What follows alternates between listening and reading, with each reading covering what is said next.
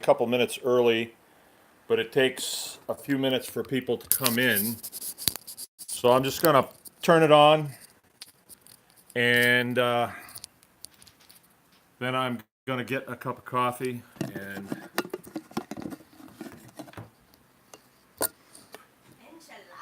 you know, if I wear glasses, I can see who's there. So I think, Are you live right now? but I don't really look good in glasses. Yeah, I'm live. You look fine in glasses. Okay, in glasses. You look fine. JD. All right, because you did not pop up here for me. 2 quacks and 5 clucks farm. Hey, Scott. This is pretty regular meet now on Wednesday nights. We're also doing a Facebook deal on Saturday morning at 10 o'clock. And that worked out pretty good last week, but I tell you what, I think what we're going to do during this encounter when we have a group of people on, I think what I'll do is I will ask for input as far as times go. Like, is 7 o'clock on a Wednesday night a good time? And obviously there's going to be some people it's not going to be good for. But like for us, it's right after we finish eating, so it's kind of a good time. Although not tonight. I can smell it, but I can't access it. Because they were out in town today doing some stuff, and I was pushing snow all around the yard with a couple of pieces of equipment. So stand by, I'm gonna grab me a cup of coffee.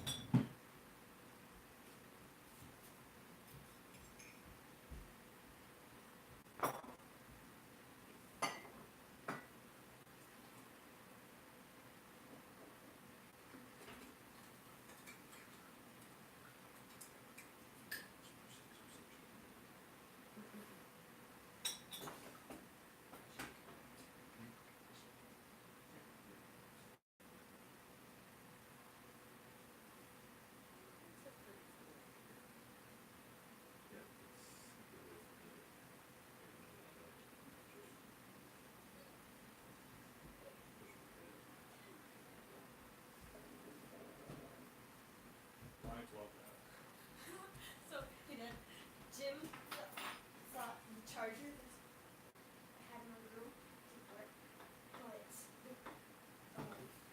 was attached to an extension cord, and the extension cord wasn't plugged in, and he was sitting right next to where it should have plugged. Well, it was right there. So did he throw it away? No. He just told me I didn't work either.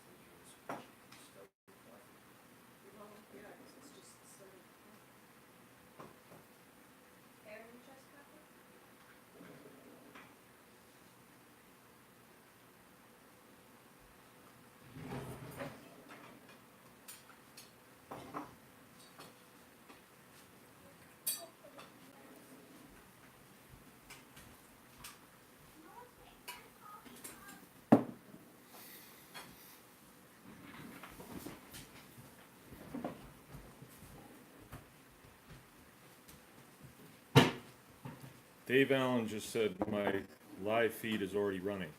Yeah, because you weren't Okay. live. Yeah. Thanks, Dave. All right.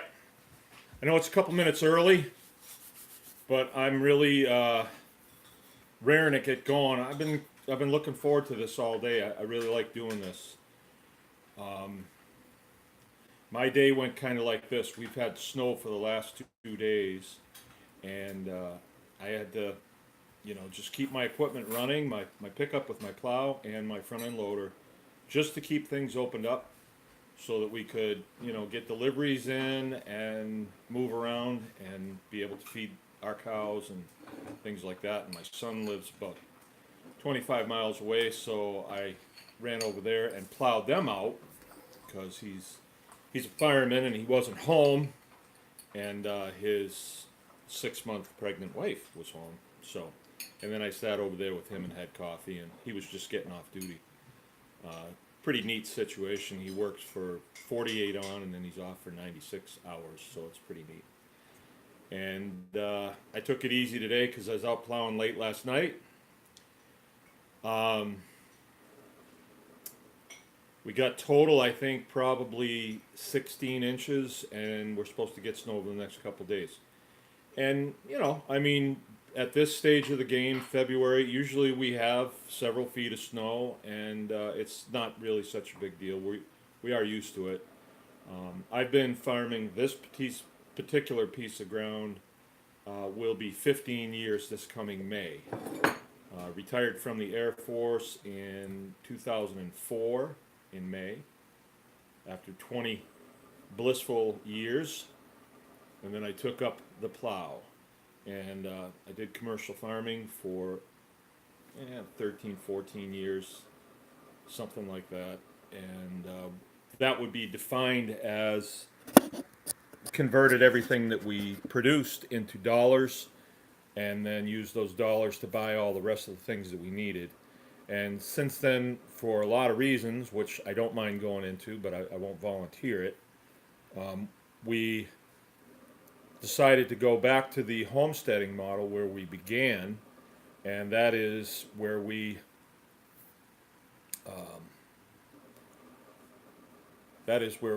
are extremely diversified, and we do a whole lot less of everything, but we're far more diversified. So let's say before I was raising, 10,000 chickens a summer, and out of that I would get X amount of dollars. I would use those dollars to buy, honey. Well, now I'm doing less chickens, so I can have time to raise my own honey. Or I was buying mushrooms for the house. Well, now I can raise my own mushrooms. So, like that. And there's a lot of things that I want to do. It's really fun to do pastured poultry, let's say, but then when you get around 30 tractors running and you're butchering twice a week and you're running loads of chicken to restaurants and stores and all that stuff, and you're about a 3-person shop and only one of you drives, it's not as much fun. So I'm glad we did it. We learned a whole lot. Same thing, we overdid it with pigs, and we also overdid it with cows. And so I think we overdid it with everything. So now we've shrunk, and we can spend more time focused on the things that we're doing. At one time I was milking 5 cows. Now I just milk 1 cow at a time. I have 2, but I swap them out. And at one time I had like 30 feeder calves here, and now I have 5 or 6 or 7 or 8 or whatever it is. So I can really focus on what I'm doing. And cutting hay before, it was just get it done. And if the equipment broke, a lot of times I'd have to wait until the next year to fix it because I just didn't have time. Now, this time we're going to bring the hay equipment up a week before. We're going to get it all cleaned up. We're going to lube it. We're going to change any broken parts. We'll put some paint on the hay bine, and we'll really love on the equipment and take really good care of it. And then when we go out, we won't rush. We'll get as close to the wood line as we can. We'll take the time that we need to cut as much hay as we possibly can off of our property. And then another thing too that I like to do, but I really haven't had the time, is grazing cattle. I think that is one of the coolest things. Anyway, but it takes time. I mean, because you have to move the cows every day, and that is a good hour out of your day, and or more, and you have to move tanks and things like this. But if you think about it strategically, homesteading is illegal in my town. We need to have a talk. When you think about it strategically, you can do things a whole lot better, and you can really enjoy the whole process. But anyway, the homesteaders. This is a a leg of the Homesteaders Guild, and the Homesteaders Guild is where we get together and intensely share. Let's see, methods and and disciplines of homesteading and small farms that that I've learned, by doing, making the mistakes, getting up and trying it again, and we share those, and I pick those methods that we're going to share. It's a 12-week course, 4 times per year, and it's broken into fall, winter, spring, and summer, 12 weeks each. But I pick the subjects. In this format, you ask the questions and I answer them if I can. And I try like heck to answer from experience. And if I don't have the experience with it, and I heard, I'm going to say, I heard. And I think this is where we want to differentiate from all the information that's out there. There's tons of it, but a lot of it is just like an echo chamber. People say it because they heard it. They want to be the first person to say it. It's like, biology class where you read the book and then you want to be the first one to say, I know, I know, I know. You really don't know. You're just reiterating what is written in the book. All right. All right. So I want to speak to you from experience. Jill is with me here, and so she is going to get the questions, and then she's going to read them. My microphone is going to be between us, so hopefully you can hear the question, and then if there's a problem with audio, somebody needs to say something, okay? And we'll go for an hour or so. I'd like to keep the questions on farm questions, homestead questions, and along the way you'll kind of figure out where I'm coming from. We're not exactly an organic farm because we don't have any kind of certifications. I would call us a traditional farm. I am farming this 80 acres the way the man that built this place probably did, from what I know at this point. I've been here 15 years. So, without further ado, yes, ma'am. All right, New England Ender asked if you have any problems with zoning laws, and said that that homesteading is illegal in their town due to zoning laws. Yeah, I'm from New England. I'm from Massachusetts, the Socialist Republic of Massachusetts, and I can tell you what has happened to you. If you look into it, when they come out and they say it's illegal, in order for something to be illegal, there has to be a law. And as far as I know, townships don't make laws. Neither do counties. Laws are made at the state and federal level. But this is how they get you. I'm not in a zoned county, but this is how they get you in a zoned county or a township. When you see the sign that says, like Riverside Township, it will say established, the date, and then Inc., incorporated. All right? It's incorporated just like Walmart is incorporated, right? So, as an American citizen, which even in New England you are an American citizen, the supreme law of the land, and trust me, I know what I'm talking about here, is the U.S. Constitution. It even supersedes your state constitution. Your state constitution must square with the federal constitution. So, if you get on Google and you just put in U.S. Constitution, Bill of Rights, it's the first 10 amendments to the Constitution. The Fifth Amendment says that it's a little longer than this. I'm going to paraphrase, but it says your life, liberty, and property is protected under due process of law. So, whoever is saying that it's illegal in your township or your county, go to them and say, can you cite that, please? you know, and they're not going to be able to cite it. They're gonna cite a a regulation or an ordinance. So the county or the township is incorporated, just like Walmart's incorporated. And here's how it works. Although you have the right to own and bear arms per the Second Amendment, you do not have the right to own and bear arms in Walmart because they say so. And it's their corporation, it's a corporation within the United States. It's like if you were working for FedEx and FedEx says no mustaches. What? There's no state law saying I can't have a mustache. Yeah, I know, but this is our company and we say no mustaches, so no mustaches. And if you do have a mustache, you're fired, right? So that's how they get you. And people actually have contracted away their rights by moving into a township that is incorporated. But I would tell you that this is what I would do, but I am a super turd stirrer, really. I do it anyway. And then what are they going to do? Okay. You know, no homesteading allowed.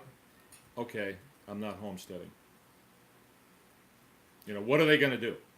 Then what you need to do, okay, is you lean on your constitutional rights.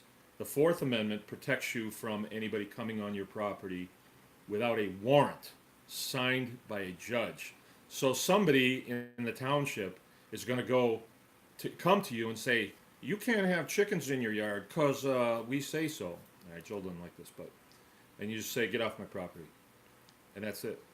For them to gain access to your property, again, they would have to have a warrant. If they don't have a warrant, don't let them on. Don't let anybody on your property without a warrant, period. Okay, next question. Yep. Mimi Bear wondered, how large does your yard have to be for raising a few chickens? How much space do chickens need? Space for chickens, they don't need much. And, you know, if they only have like 10 square feet, by the time they get to one end of it, they forgot what the other end looks like. So it's not like they're going to die from boredom. We keep our chickens in an area that's maybe 40 by 40, and there's probably 50 of them in there. So they don't have a whole lot of space, but they kind of bunch up, and they're at the feeder, they're at the water, and they're moving around. I would like to have them on a bigger chunk, but chickens are extremely destructive. Like, they get in places where you don't want them, and they scratch things up, and they manure on things. So we would really like to have them out on pasture, our egg layers, but we can't because they wind up at the house, they wind up at the garden, things like that. So that's what I got to say. You don't need much space. I lived in Japan and I had 2 chickens in my yard, and my yard was no bigger than this room. Right? Chickens don't need much space. Next question. Robert Regan wondered, how old do gilts need to be to breed? Oh, okay. This is my philosophy on this, Robert. This is not textbook. This is just the way I do it. If you get in the textbooks, they'll tell you that your sows should be, sometimes I hear 9 months, sometimes I hear 13 months, and most of the textbooks are writing what they think is best, okay? But what I try to do is I try to do everything here the way it would work in the natural world or in the wild, right? And when you're talking sows, if they were in the wild, the very first time that sow would come into heat in the family that she would live in the woods, it actually called a sounder. The first time she would come into heat, she would be impregnated, and there would be a line behind her to impregnate her, and she would become impregnated. And then when she gives birth, 114 days later, she will have a small litter, possibly, like 4. Doesn't always work that way, but if she has 4, we call it a trance that she goes into, will be shorter, and she'll come out of it, and then she'll just have 4 little pigs running around, and it doesn't tend to freak them out as bad. If you wait until she's 13 months, she might have 10, and her trance is going to be long. She might wake up in the middle of it, get up and walk around and step on babies and stuff, because they're not with it. They're not quite there. It's good if they can flop over, bloop, bloop, bloop, bloop, bloop, get them all done. And then when she comes out of it, it's another day, and she knows what she's doing. If she has 4 the first time, the next time she goes into heat, or labor, she'll know what's going on, and she has much more successful litters that way. So I raise Mangalitsa pigs, and they're a heritage breed. So they're very much like the pigs that would have been, say, at the beginning of, it jumped off Noah's Ark, let's say. And we breed them as soon as they'll breed. But we keep them in family units, on pasture, the boars in with them all the time. That's the way we do it. And we've had pretty good luck with that. Which leads really well into the next question from Next. Heather Osborne. Heather. Hi, Heather. Can you keep boars penned up together like you can sows? Okay, boars, Heather means, for those of you that don't know, a boar would be an intact male pig, right? When they say like wild boars, they don't mean wild male pigs. They just mean that's like a blanket for these, the Eurasian animals that live in the Pacific Rim. They're not native here. But she means a boar, meaning an intact male, a male that's still got his testicles and is breedable. If you have 2 of them together, a lot of times they'll fight.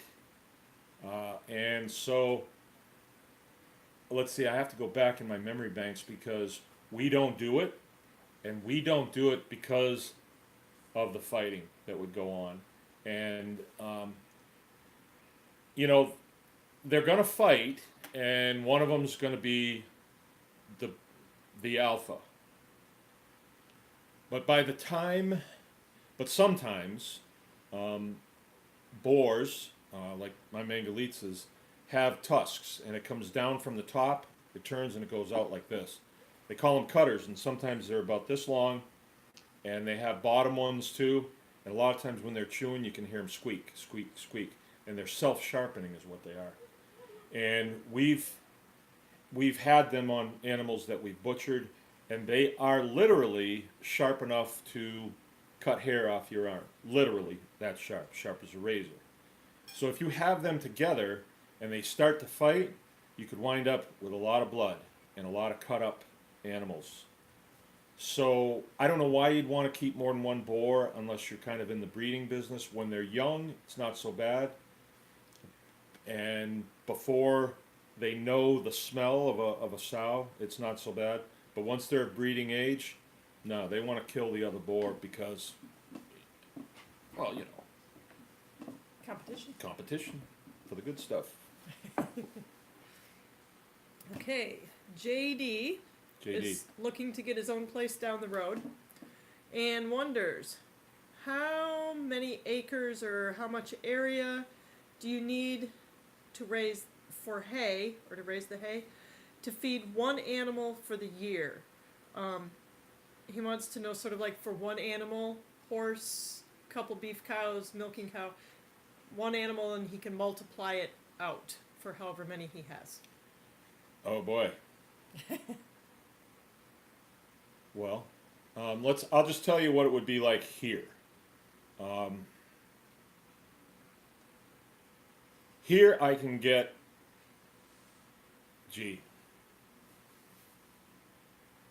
okay. It depends where you live, all right? Because, like, let's say you're out west, cows have to graze at like 40 miles an hour to get anything because there's not much out there in certain parts of the West. Here we get a lot of rain and we have very fertile soils, so I take off a lot of hay per acre, and then when I take my second cutting off, then I will graze that in the later part of the summer because it's dry and the cows won't hurt the field. I can't graze them here in the spring because it's too wet and their hoofs will make too many holes and it gets ugly. It depends where you are.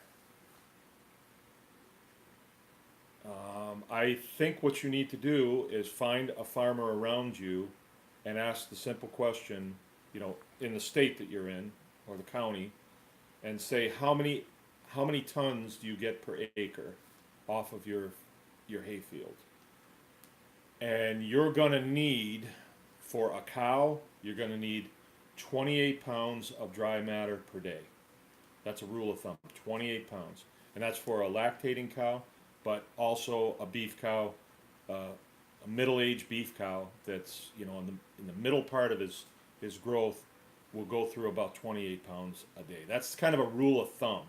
So the property that you're able to secure, if it's got a hayfield on it and it's in the neighborhood of another farmer that's getting 4 tons per acre, you know, total in the course of the season, you can figure it out from there. If your ground is not fertile and you have to buy hay, then buy hay. It's not that expensive, and if you manage your animals properly on your not so good fields, and I don't know if you have not so good fields, but that's a good way to get a good deal on a small piece of property is not so good fields. Actually, grazing is one of the best ways to bring the vitality of that field up. And if you want some additional information, you can check with the Savory Institute, Alan Savory. I have a picture of me shaking hands with him. Quite a guy. Talks about grazing a lot. He's got some good men working for him, and they're real sharp about that. I've sat in on a couple of their classes, but they show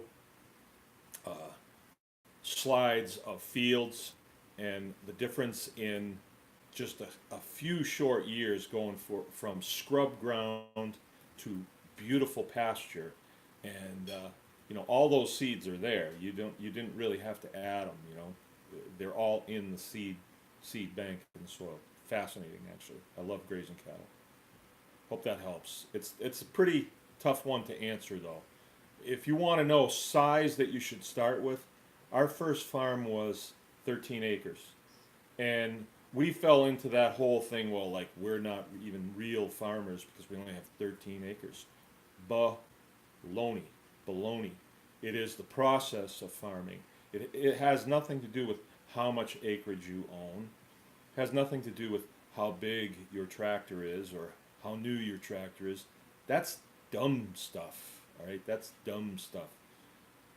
Homesteading is about you and that piece of ground, and you getting yourself to the place where you can take the challenge on of producing food that you can provide for your family and yourself and your friends. And you know, some people aren't really into the food producing part of it, but they like to have, you know, kind of like a Garden of Eden, that they create fruit trees, and then they get into the whole biodynamics of what do you call that? Permaculture, and they create food gardens, and I don't know if they really produce well. Maybe they do. I don't know. I don't do it, but if it's 5 acres, that's walk around 5 acres. Sometimes it's a pretty good chunk of ground. You know, you can grow everything you need on 5 acres. If I was gonna do this again sometime, I think I'd look for about 10. You know, fertile with water. Okay, another question from Robert Regan. He just processed his first pig and is making charcuterie. How important is it, in your experience, to keep the curing room at 60 degrees and 70% relative humidity? Oh, I know the answer to this. Okay, charcuterie, for those of you that don't know, it's a method. If you looked it up, they'd say it's the art of, but it's a method of preserving pig meat, proteins and fats from pigs. All right. It's also used for other animals, but primarily it's pigs. I don't know of a case where it's used for cattle. Maybe a brisket. Maybe that would be sharp. Anyway, it's the preservation method. So, bacon is actually a charcuterie process. All right, you're taking the belly of a pig and you're using something to help preserve that meat or cure that meat. A lot of times just salt, a lot of times salt and sugar, and so on. But what Robert's talking about is when, let's say we take a rear ham off of a pig, and we're gonna want to hang that up in a hanging room so it will preserve it. All right, so it will cure. Right. I'm going to tell you of some books today. I'm going to give you some recommendations on some books. For you, Robert, you're going to want to look at the charcuterie book, and also the what's the other one, Jill? Salumi. Salumi, right? I'll get They're them listed in the excellent chat. books. Jill's will list them in the chat, and they can help you with that. But I know what you're getting at here. So when we hang hams, or we hang prosciuttos, or we hang lardos, or we hang culatellos, or we hang guanciales. Every one of these things is a piece of a pig, and we add salt to it. Sometimes we add sugar to it. Sometimes there's many different methods. It depends on what you like, and then we have a room that we put it in. The reason you use a room is because you want to make sure you're going to be able to control the humidity in the room and the temperature in the room. And so if we tried to do it in a room like this that I'm in, and we had to keep it at 60 degrees and 60% humidity, well, we wouldn't want to live in that room. So generally, what we did is we built a room that was 6 feet long, 4 feet wide, and we had a good door on it, and then I painted the inside of it really, really well so I could see that I had gotten every crack filled. I filled every crack with caulking, and then because we don't want to get any flies in there. Flies will really do a lot of damage to meat. And then we were able to run a dehumidifier in there, and also we needed to run a heater in there because it would get too cold in the wintertime. This was a room that we built off of our garage. So here's my experience. I built this room.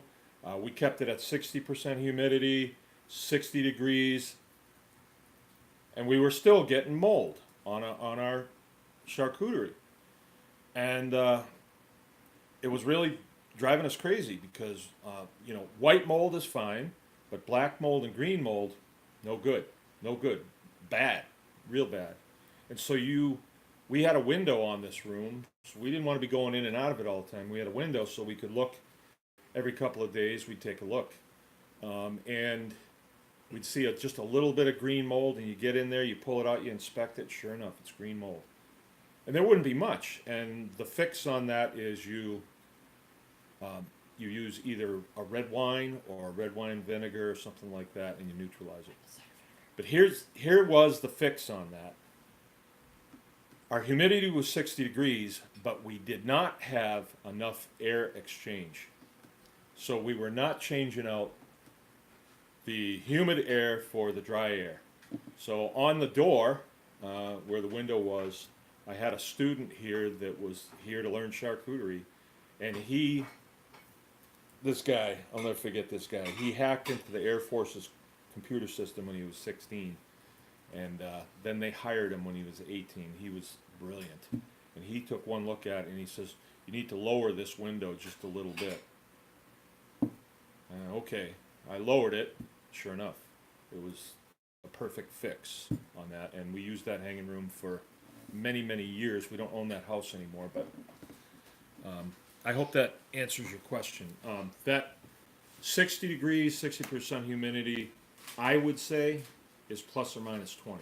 So the way to do that for the homesteader, you don't want to kill your pigs in the summertime. Too many flies, it's too warm, unless you've got a butcher shop on your place. Wait until the fall, till the flies are gone, and you're gonna hit that 60-60 most of the time, but it's plus or minus 20. By the time you get to the next spring, when the fly hatch comes, you will have developed a crust on that meat. The trick is you don't want the crust to develop too quick, or it creates an impermeable crust that the moisture cannot get out, and then you can have rotting at the bone. If you do not have it dry enough, if you have too much humidity, it won't dry on the outside and you'll get mold. So you have to play with it. You have to gauge it, and it takes looking at it every 2 days. And if you're getting mold, you need to increase your airflow. I spent a lot of time on that. Next one, please. Yeah. This is Scott, Scott. Two Quacks Farm in Five Two Clucks. quacks. He also, by the way, said that he's looking for burn barrels to start making biochar. Okay. But Good he on you. wondered about your top 5 additives or materials to get compost going. Top 5 additives to get compost going. To get a compost pile up and going. Up and going. Scott, do you have a loader? Front end loader? Loader tractor? Tractor with a bucket on the front that you can lift stuff up? Because if you don't, it makes a big difference. Okay, for those of... What other top 5 Top materials 5. or additives? Okay, well, Right. you know, if you have a loader, Which he doesn't. oh, you don't? Okay, well then, you have to make a special potion, all right, to get it going. And all it is like a catalyst, inoculant, and your compost pile. I've read a couple of books, and they kind of they make it seem a little bit complex, but really what it is the compost pile is a pile of organic material, carbons, you know, and green and carbohydrates, green and brown, and then you need a bacterial base to start eating, right? And the bacterial base will grow and grow and grow, and so to get that going, if you don't have a source of manure, go get some. If you stop at some farm and say, I need some manure, they'll say, okay, well, just have at it, have all you want. Manure's good stuff. I'm telling you, it's good stuff. We save every bit of manure we get. I used to do some chickens inside in our clearspan building when we were commercial farmers, because we had to produce as many chickens as possible. So we'd start them in the early spring, and I mean early spring, like late winter. And so we would accumulate a lot of chicken manure in bedding, right? And I'd have to dig it out with my tractor. That is the hottest stuff that there is. And when you get some of that and you get that bacterial base, you can compost anything. If you're doing this by hand, it's way more of a challenge, because the bigger the pile, the more weight there is on it, and then the more protection there is of the compost in or the bacterial base in the center of the pile. So with a loader, I can turn a huge pile. When you're doing it by hand, that's not as fun. One of those compost turners is a great thing. It's a big plastic barrel that you can roll, and you can put stuff in there. So what you want to put in there is manure, right? And his Mangalitsa manure is good. He said he doesn't feed him table scraps or anything. So. Well, that's the thing. And when we start talking manure, there's people that say things that sound good, like you can't compost meat scraps. Of course you can. I mean, I've composted whole cows, and what the composting process does is breaks that down into the building blocks that it started with. It all came from the earth in the first place, and then life came into it and it became a cow. When we compost it, it all goes back down and starts over again. And it might be a tomato the next time. But the books and some of the talking heads will say, they love to use the term pathogens, you know? Pathogens. I don't know. We've never had a problem. We've composted everything. Dead pigs, dead chickens. I have a butcher shop here, so we wind up with a ton of feathers in the summertime. Makes an excellent medium to compost. Also the blood from the The shop? blood is good too. You're putting all these building blocks into that pile, so then you become a collector of things to go into your pile. And man, we can talk about this all day long, because then you start cruising the roads and you're like this fiend that sees a bag of leaves, and you scrounge that bag and take it home. People are like, you're crazy. No, I'm a composter. And composting is the coolest thing. It's one of the best things that I do. I have a really cool spreader, and I thoroughly enjoy it, because I know that it is really working in my favor. Your ground is sort of like your stomach. It's full of bacteria, and that's what breaks down the things you put in it. Your compost pile will break down meat. It'll break down bone, and it's not a bad thing. I mean, people will say, oh no, pathogens, but don't worry about that. Okay, so you need manure. At our house, we have an outhouse, and it's not the one with the big hole down into the ground. It's got a 5-gallon bucket in it, and when it gets used and it's full, it comes out and another bucket goes in, and that all goes to the compost pile. And you know, we're a homestead, so if we think it's okay, it's okay. I'm sure people would say, oh, human waste. Come on. You know, once it's composted down, it's fine. And urine is full of bacteria. You don't want to be wasting that. You need to save your urine. It's good stuff. Have your friends over, save their urine too. And my wife thinks I'm going too far, but it's true. You want to keep all that stuff, and then you want to make bacterial potions. All right. Example. I tested this one time. I collect carbon. I'm a big carbon collector. When the guys are trimming the power lines, I go to them and I say, can I have those chips? And they'll say, sure, where do you want us to dump them? And I give them a clear place to come onto the farm, easy access to dump, and they've given me mountains of chips, all kinds of different trees. Those chips have minerals from deep down in the ground. I want those minerals on the top of my soil, right? But they're not quite ready for the bacteria to take on, because the bacteria have little mouths, you know, and these are big chips. You know, they have to be broken down. Okay, I'm going. No, related. Dave and Okay. Amanda have a question. How often should you turn your compost pile during the winter? Okay, I'm getting there. So I have a holding tank where all the wastewater from my butcher shop goes, and then from there it goes out into a leach field. But the holding tank had a lot of blood in it, had a lot of, you know, meat scraps, and it was just bubbling with this bacterial, stinky, you know. And I thought, I don't want to waste that, you know. The bacteria that's in that tank was what was breaking down everything. So I put a submersible pump in there. I made a pile of wood chips, a good-sized pile of wood chips, and I pumped that onto the top of those wood chips, all over it. And I stood out there and I emptied that tank, and it was probably 600 gallons of this really gross. And it was in an area where I have pigs, but there were no pigs in there.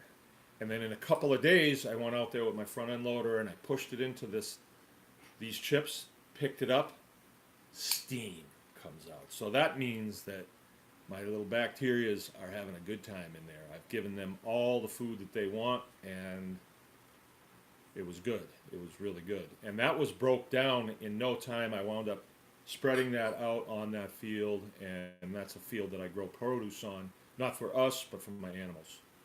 And Dave said, how often do I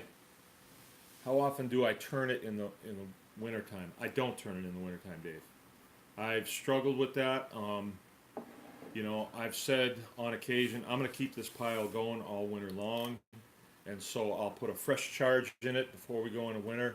I'll start turning it, and then I'll miss it, and it'll go cold, and then it'll start up again a little bit. But you know, it's more trouble than it's worth. If I start it in the spring and I go turning it hard or have several piles going, I will always have compost.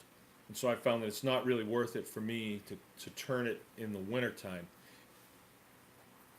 If I was heating water with it, that would be a different story. But I'm not heating water with my compost. People do.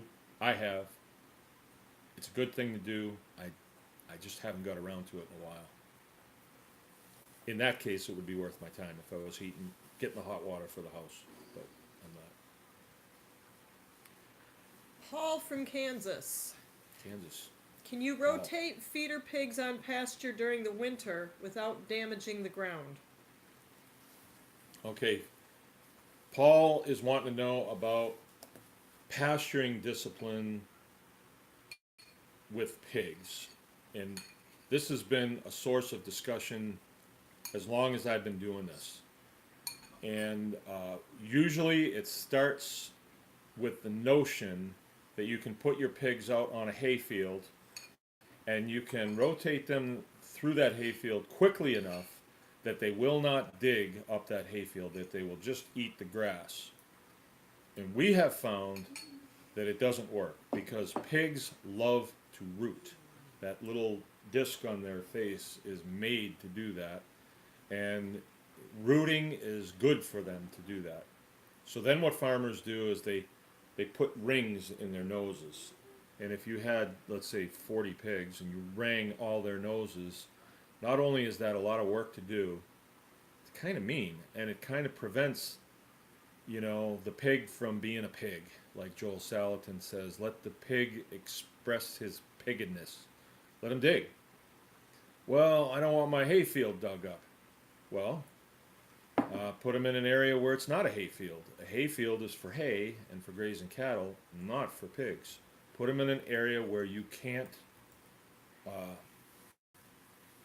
get in and cut hay, like a swampy area. You know, they'll make real good use of a swampy area or a small wooded area or a large wooded area. Pigs do really well grazing, or foraging is more accurate than grazing.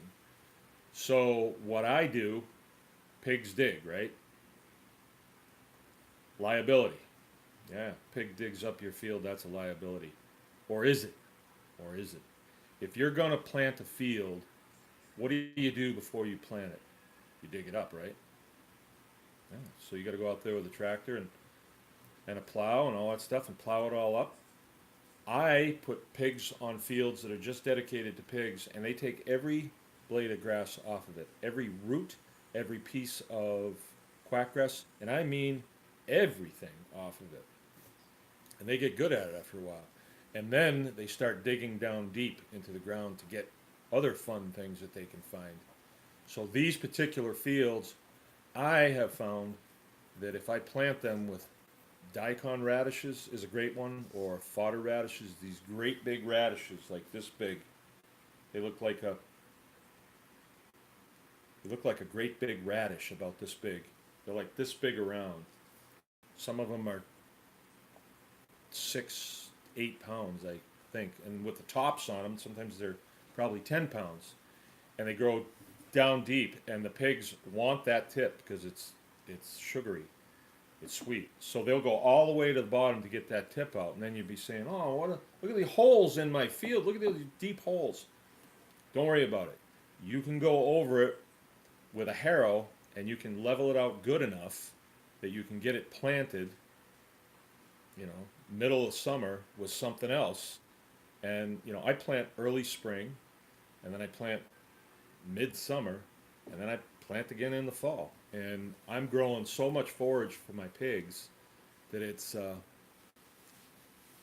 you know, you can check my videos on foraging. We're cataloging the videos, so at some point I can say, you're going to want to check video 261 Bravo. And you can go right there and you can see the video that I made at the time out on the field with the daikon radishes and whatever else. I grow a lot of things. I just, like, when I go to the co-op, if they have something that I haven't grown yet, I'm getting that. And then I kind of make a mental note of how it worked and the time of year that it worked. And the best thing I've seen so far was these daikon radishes. They were just unbelievable. And I mean, one year we had them come in on a particular field that was adjacent to where our apple trees are. And you go out there, and I get near my apple trees, and I just feel like I need to eat an apple, right? But then I'd think, no, I'm going to eat one of those radishes. They were that good. Next question. Yeah, no, he commented that he wants them to dig, just not completely damage the field. Is that possible? You may have answered that in the course of your conversation. And he does want to rotate during the summertime also. Yeah, I don't think you can keep a hayfield and rotate pigs through it, in my experience. It won't be a hayfield very long. They will put big holes in it. And that's just what they do. And they can do it so quick. I had this great big sow that just really liked to get out, big Mangalitsa, and she got out a couple of times. And down at the bottom of the hill where when I drive down there, there's still places where boom, boom, boom, boom. And this is years ago. And she was out for, I don't know, an evening, not very long. And she made some serious holes. And I haven't got around to filling them in. But I don't think you can do both. And I really don't. Because especially with your hay equipment, you're going to have clods up on top that they'll leave. And you really don't want that going through your hay equipment. I just don't. In my experience, sharing a hayfield with a bunch of pigs, I don't think it hasn't worked for me.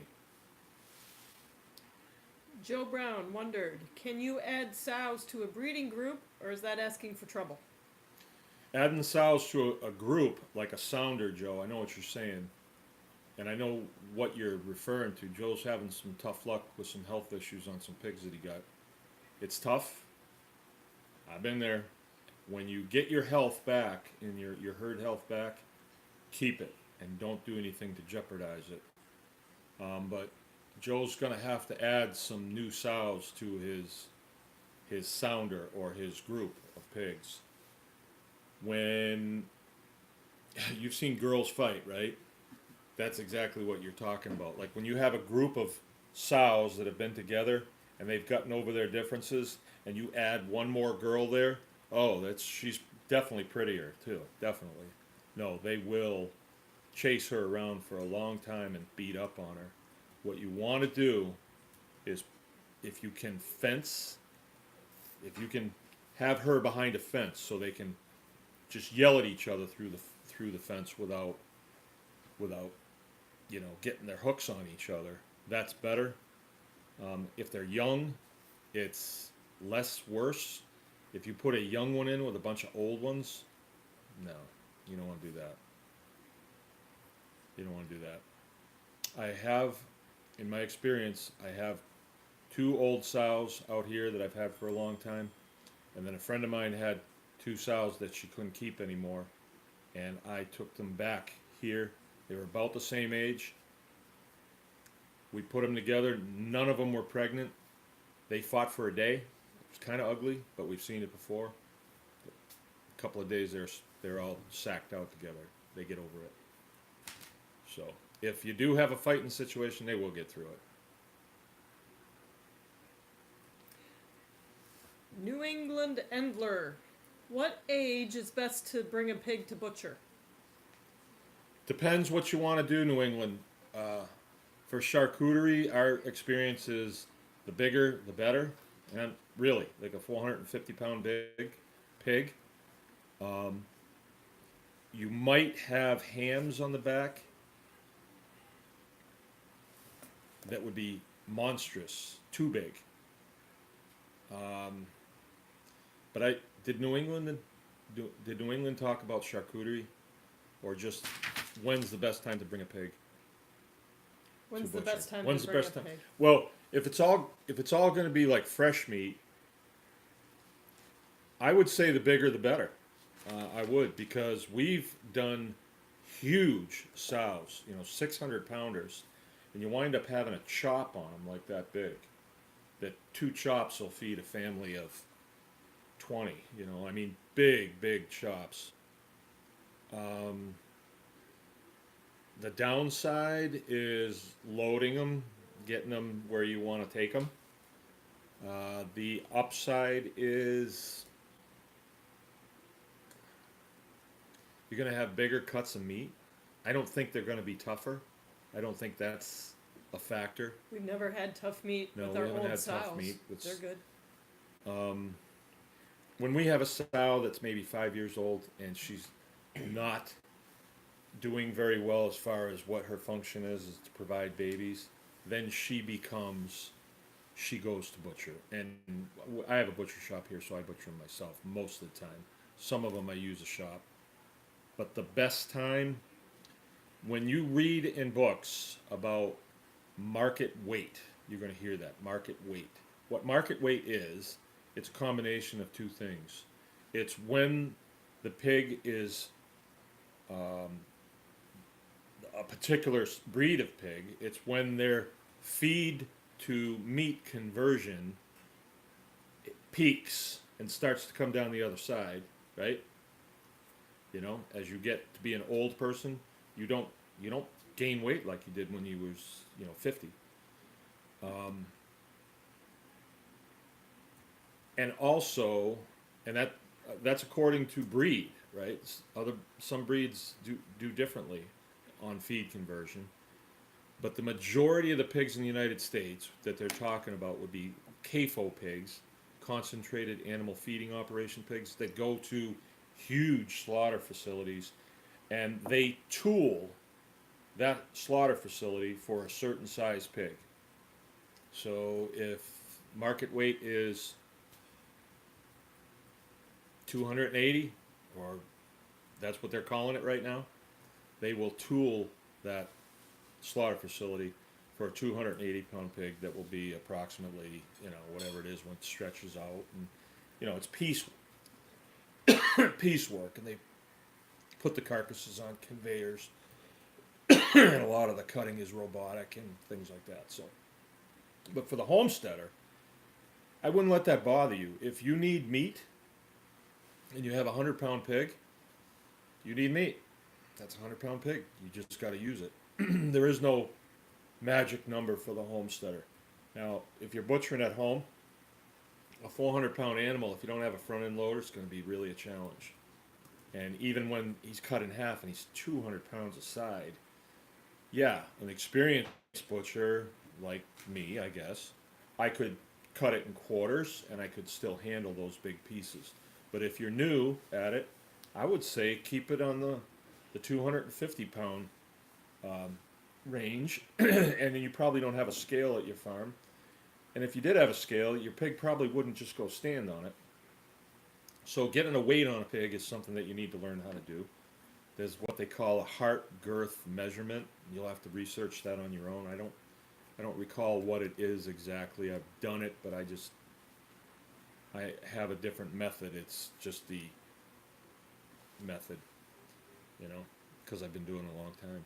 So I hope that answers your question. It's like the answer is a non-answer.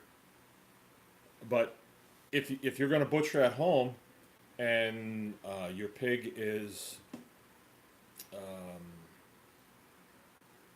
200 pounds and it's spring, well, I don't recommend butchering in the spring.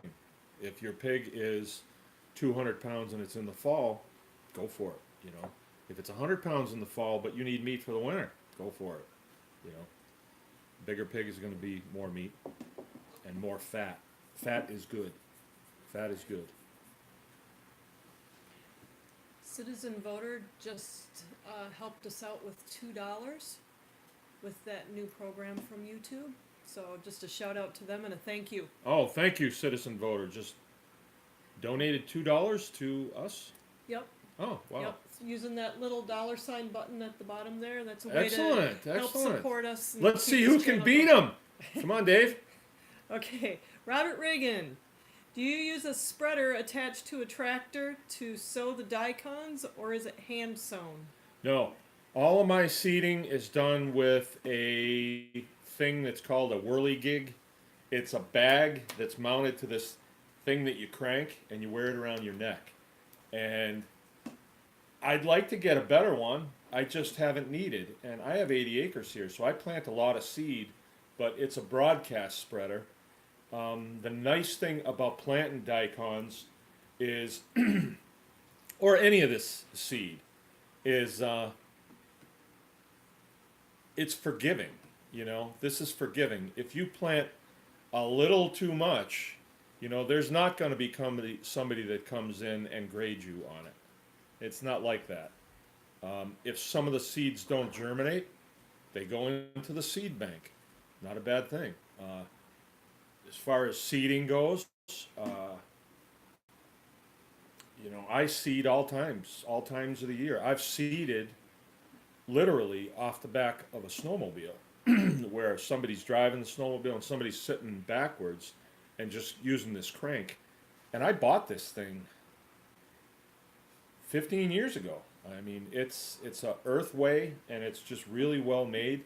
And I don't think we paid more than $30 for it.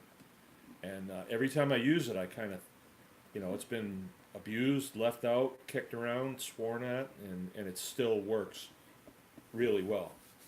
You're talking to seed an acre of ground with daikon radishes, you're talking, I don't know, $4 maybe, $5.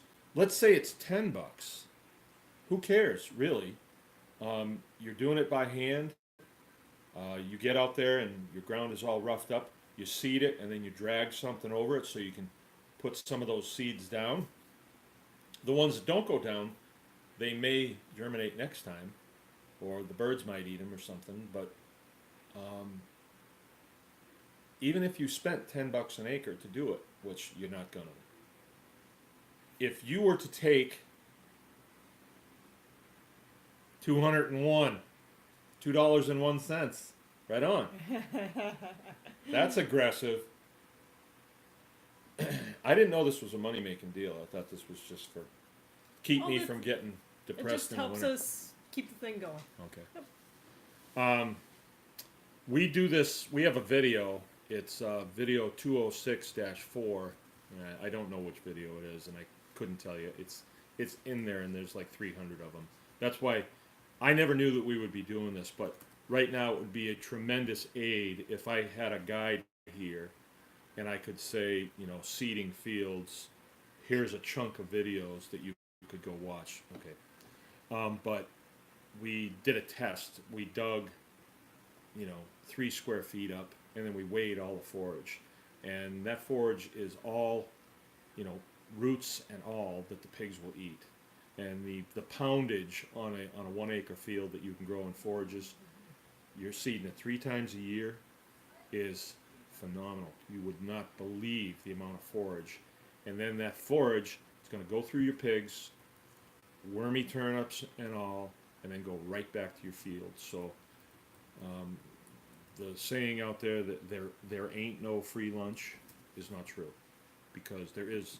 You can take a field that is nominal or no good, and you can run pigs on that. They'll eat everything off. You can plant it back to rye. You'll get a great stand even in sand, and your pigs will eat all that. They'll manure it, urinate it all back, and your field is increasing in you know, mineral value, and then you can stack the deck with biochar and compost and all kinds of stuff. So Jill's doing this, so that means Okay. Yeah, 7:59. Eddie Watling from New Brunswick wondered, is lime the only way to increase the pH in the ground? And Scott threw in, will biochar or compost affect the pH? oh well, biochar, no. Biochar is by itself is, if it's made properly, it's almost pure carbon, right? So carbon, if you look at it, is inert, right? So it doesn't have a pH on it. But then you can inoculate that carbon with any pH you want. You can inoculate it with anything. You could inoculate it with rat poison if you want. Or you could inoculate it, I mean, seriously, you could inoculate it with Miracle Grow, you know. You could inoculate it with the urine of Miss America. You can inoculate it with anything you want. So if you have low pH, you probably need to make an inoculant that is higher in pH and then put that in your biochar and then get that in your soil. That's one way to do it. Compost will definitely affect the pH of your soil, definitely. Now, I can't say because you'd have to find out what the pH is of your compost. Like if it's heavily chicken manure, then it's going to have a different pH than if it's heavily, you know, Great Pyrenees manure. It's all different, and you can do a pH test, right? That's something you can do at home. And but lime is always good. I'll tell you that. Lime is always good, and I don't think it's a bad idea to have a bunch of lime around the house. Now, when we talk about fields and pigs and foraging, it gets really interesting, especially when you bring biochar into it. Because if you know what the pH of your field is, and then you have a target, you can actually affect the pH of that field by inoculating your biochar, feeding it to your pigs. They'll disperse it along with a nice bacterial shot. The biochar will protect your bacteria and protozoa coming out of your pigs, and so your bacteria level will go way up on your field. And your bacteria is like the feeder fish, and then the protozoa is like the sharks that eat the feeder fish, and then they manure out soil. I mean, that's oversimplified, but that's basically what we're talking here. And the diversification of that field, as far as bacteria goes, it's like the Great Barrier Reef. There's all kinds of fish out there. Okay, we're getting close on time. Scott wanted to know what a good pH is. You got me. I don't want to say, because I don't. Well, and different plants like different things. Yeah, like if you're planting blueberries, it's going to be different than daikon radishes. So, rule of thumb, Scott. Honestly, I don't know. I honestly don't know. I don't do it that close. I should know, shouldn't I? When you find out, let me know, and then we'll both know. So I have two last questions. Two last questions. Real quick, Alyssa Trombley wanted to know, have you tried to make biochar from wood chips? No, I have not tried to make biochar from wood chips. I have not. It can be done. I've seen machines, big commercial machines that do it. But my machine wouldn't do it. You have to have flow. You have to have oxygen flow in there, and I think it would be too matted down. You know, I'm surprised that we haven't done it because we've biocharred a lot of things. When we first started the project, my sons were helping me, and they were, 15 and 13 at the time, and so, hey, Dad, I wonder if you could make biochar out of this dead beaver. And sure enough, you can. Anything that's carbon based, you can, but it's just the way chips are. I suppose if they were dry, you could, but I don't know if wet ones, if you could get the flow through it. I don't know. I think that's what the guys from New England Biochar told you, was that there wasn't the airflow. There wasn't the airflow. Yeah. And they were the biochar gurus. Yeah, there's an outfit called New England Biochar. They're out in Massachusetts. I haven't seen those guys in a long time, but when we were working together, we were friends, and I think they're still around. I've seen, but you can go on YouTube and you can access a lot of their information. They're really doing well. Okay, one last question. Last question. This is a follow-up from Paul from Kansas, who asked about rotating feeder pigs on pasture during the winter. During the He was winter. Okay. yeah, earlier. He was disappointed because he has Herefords and he's moving to 30 acres and wants to have an area ready for them. So, what do you recommend? Oh, he's got Herefords and he's moving to a place. Well, if it's 30 acres, pick the most unproductive area that you can find. Like if you have low, swamp, something like that. Fence it. Fence it the way I do it. Fencing is really important. Use woven wire and put a strand of electric on the inside of it. 1 foot up and 1 foot out. Get the hottest fencer you can find. And if it's far away from your house, it's going to be solar or battery. Solar works good for us. And then whatever's on there, that's what they're going to eat the first year. They will eat everything off of there. I've never had Herefords, but I think they will do the same thing. They'll eat everything off of that. And if you have your field divided up so that, like my field, or my grow area, I call it, it's kind of still an experiment, but it's 300 long, 100 feet wide. And it actually was a produce area that I was gonna be a produce guy, right? Until I found out how much work it is, unless you have equipment. So we divided that up in threes. So it's 100 by 100, 100 by 100, 100 by 100. And then there's fences between them. There's gates between them. So I can have pigs on field 1, and field 2 and field 3 are growing, right? And then when they've taken everything off field 1, I can put them on field 2, and then I can replant field 1. And by the time they're done with field 2, I can put them over on field 3, and so on. You see how that could be. So you can always be planting. They could always be eating something. They can go through so much produce in the summertime. If you're going to grow produce and you're going to haul it to farmer's market, don't bring the ones with worms in them because they won't sell. But you know what? Your pigs will pay you extra for the ones with worms in them. They like them. And they'll pick them too. You won't have to do the harvesting. You won't have to do the storing. You don't have to do anything. And then once the pigs have harvested all that for you, they're going to store it in their little bodies. You can keep that on the hoof until you need it. Raise out 10 pigs a year. You're going to have everything that you need as far as meat and fat. And then you learn how to charcuterie.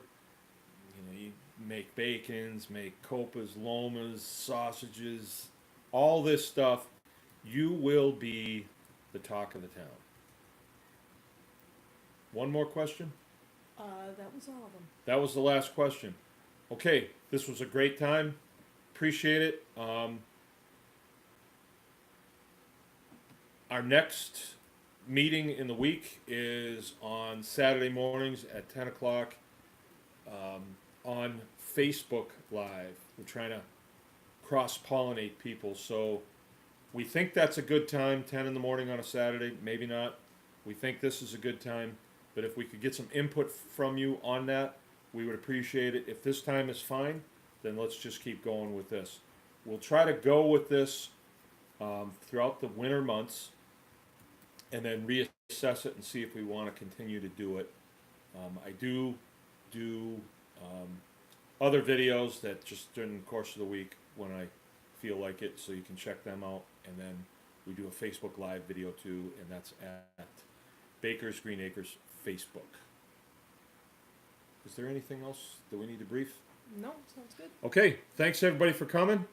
Remember, anyone can farm. See you next time.